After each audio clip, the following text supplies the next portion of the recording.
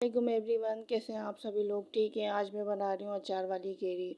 जिसके लिए हमें चाहिए आधा किलो केरी। केरी को हमने एक दिन पहले कटिंग करके वॉश करके इसमें 1 चमचा हल्दी और 1 चमचा नमक डाल के 1 नाइट के लिए रख दिया था। अब इसमें जो हम मसाले ऐड करेंगे वो है हमारे पास लहसुन 4 से 5 जबे, 1 प्याज और 4-5 हरी मिर्चें।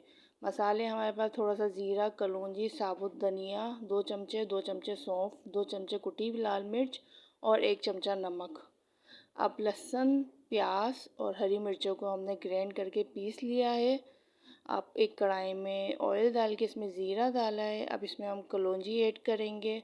इसको कड़काने के बाद इसमें हम मसाले ऐड करेंगे जो हमने मसाला पीसा था।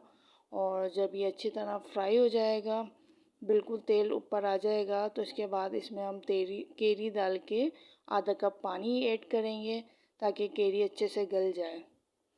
देखें केरी गल चुकी है, रेडी हो चुकी है। इसमें अगर आप थोड़ी सी चीनी भी मिक्स करना चाहें तो मिक्स कर सकते हैं, इससे और भी इसका टेस्ट लजीज हो जाता है। तो ये ज़रूर ट्राई कीजिएगा, झटपट रेसिपी है, बहुत ही जल्दी तैयार हो जाती है।